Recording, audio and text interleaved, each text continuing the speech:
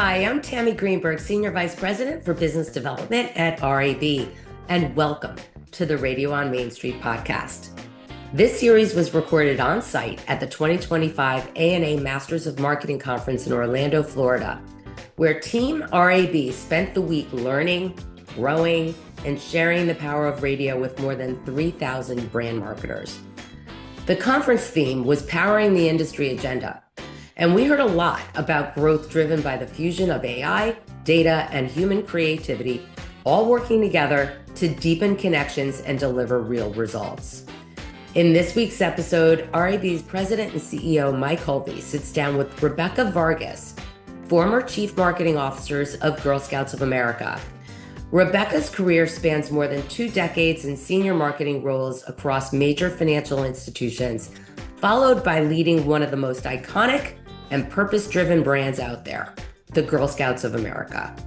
In this conversation, we explore how purpose-driven marketing, brand reinvention, and smart media strategy, including the role of audio, can transform organizations like the Girl Scouts and the communities that they serve. Radio on Main Street at the ANA in Orlando, Florida. Mike Hulvey with Rebeca. And Rebeca, you served in the role of CMO for the Girl Scouts for a period of time.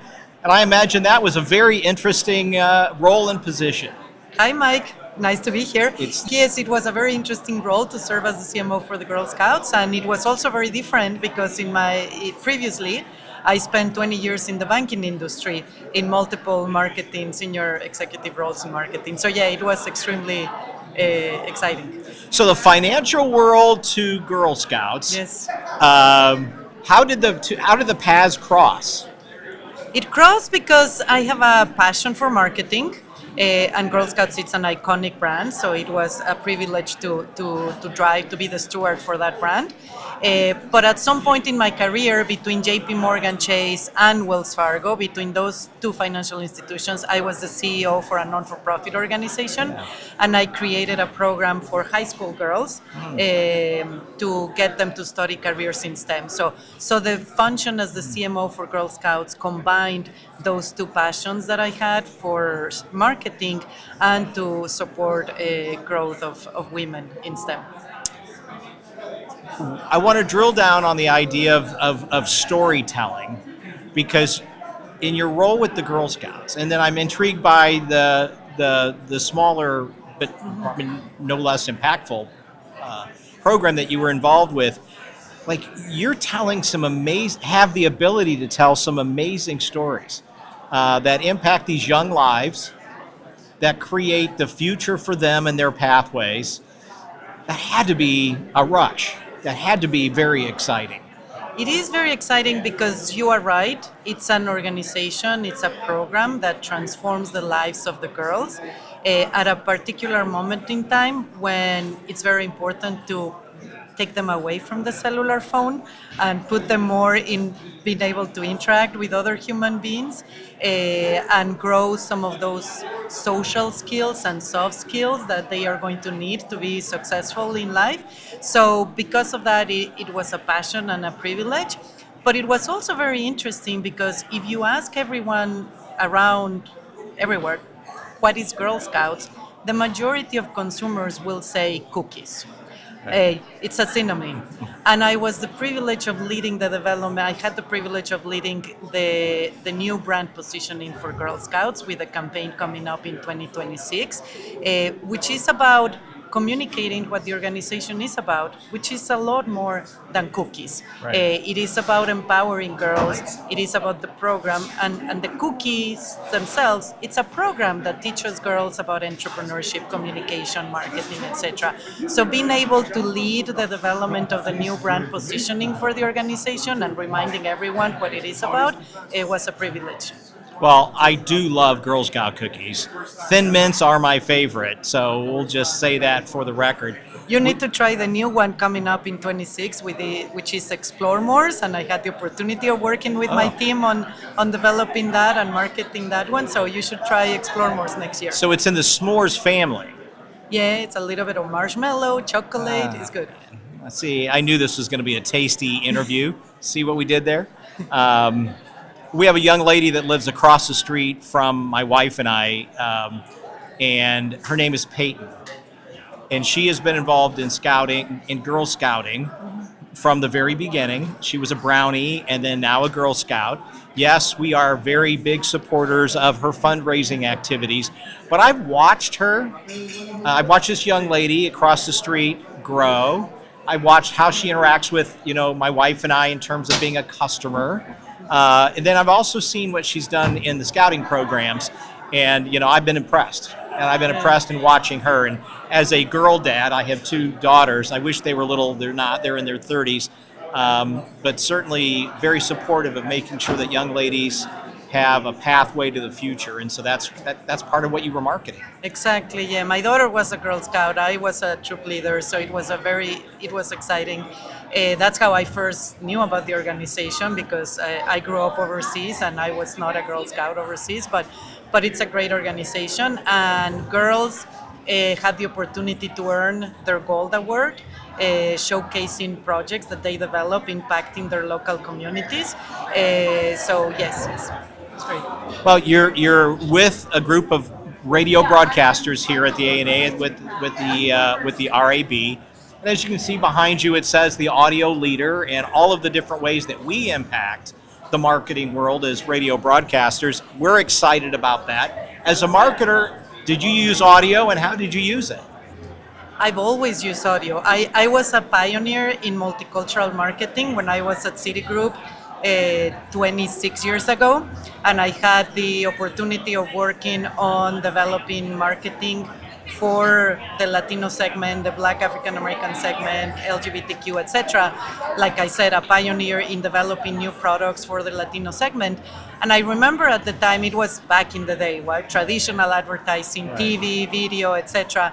And I remember saying, we need to use audio. Latinos consume radio more than anybody else, right? And we started using it. Again, it was back in 2001 when I was at Citi. Similarly at Chase, when I moved to Chase and I ran marketing for diverse consumers at Chase in 2007, 8. We also used radio, and radio performed better than TV for specific segments. So big fan of it, and I think channels like the radio will not disappear. Now we have digital media, we have social media, definitely very important investments where all marketers should be investing, but we should not forget about some of the traditional ones. Let's talk about AI.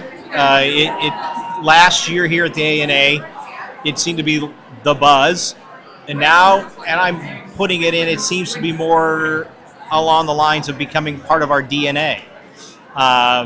There's certainly it's normalizing in how people are using it. People are still a little, oh my gosh, what don't I know? How will this impact me? But there's a lot more familiarity with it this year than there was last year. Interested in your view of how AI allows a marketer to expand what they do in terms of planning and distribution and execution, or another way that you have thought about using AI. Yeah, you're right. It's amazing the quick evolution of the discussion about AI, right? And I think what it's important from my perspective is to consider the use of AI not only as a tool to reduce expenses, which it is certainly, but beyond that. I think it opens an amazing world of opportunities. In the banking industry, where I spent more than 20 years, for example, the opportunity of using AI for personalization. So not only for creative development, which makes things faster and maybe better, but also personalization, being able to understand all the different personas, their behaviors, their needs, and then providing them with the right messages at the right moment in time. That's, I think, something that AI allows us to do in a faster way, maybe more precise fashion, and that opens a world of possibilities. Okay, I'm going to challenge you, Rebecca, to look ahead over the hill just a few years. It's 2030. What's happening here in the marketing space in 2030? Which in the old days you could say look ahead 4 years. It wasn't that big of a lift. Now it is. Yeah, What does 4 years from now look like? 2030. That's a great question and a big challenge because everything is changing so fast that I don't know if I can predict what is going to happen in only 5 years. But I think that as a CMO, as a marketer, I think that there are a few things that will always persist. But things like understanding your audience, understanding what they need, understanding your brand, being a driver of growth for the organization, ensuring that CEOs and business partners see the role of the CMO as someone who is driving growth for the organization, as someone who, as the advocate for the consumer, needs to understand and get somehow embedded in all aspects of the business end to end. Those concepts, I think, should remain. I think it's more about the how we go as CMOs in doing the work that we do. And I see AI, like I said before, something that is going to facilitate creative development, is going to help us do it much faster, maybe more precise, allowing us to do segmentation in an easy way. For example, some of those who have done multicultural marketing, there is always the question of multicultural marketing and talking to diverse consumers, is that a niche or is it the market now? Right. And then there is always the question of how much budget do you assign to each one of those things? Maybe AI will help us end that discussion, right? And AI will help us develop targeted messages, targeted images, targeted creative. So again, I think there are certain things that will remain, certain principles that will be the same, but the how we go about developing messaging will change. It's a great answer. I had a conversation earlier today with a multicultural broadcaster, and they have a fantastic business. They are super serve their audience, and we were having this discussion. And the data points to what our world looks like in 2030, and with the demographics of how important the Hispanic audience is going to be to marketers.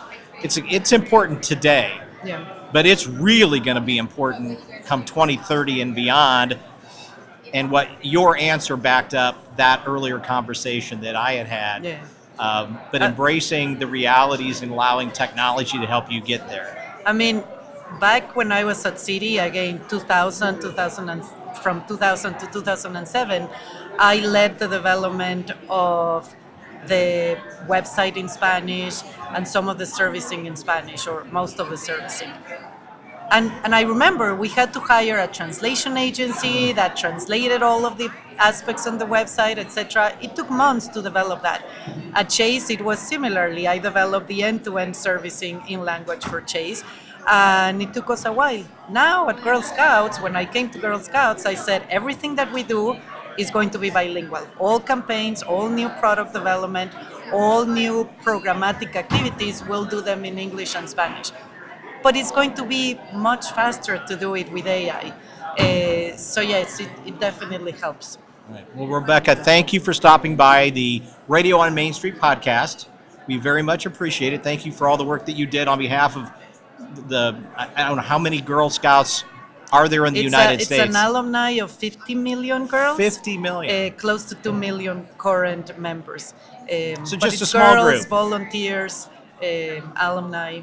And they're impacting literally the community that I live in across the street, but impacting the United States. So Definitely. And beyond. Yes. And we thank you very much. Thank you so much. From redefining what Girl Scouts represents beyond cookies, to championing girls in STEM, to proving how audio has long been a high-performing channel for multicultural audiences, Rebeca offers a masterclass in storytelling, brand stewardship, and measurable impact. Her perspective is a reminder that great marketers don't just follow trends, they lead with purpose. They use data to deepen human understanding, and they choose the channels that build trust at scale.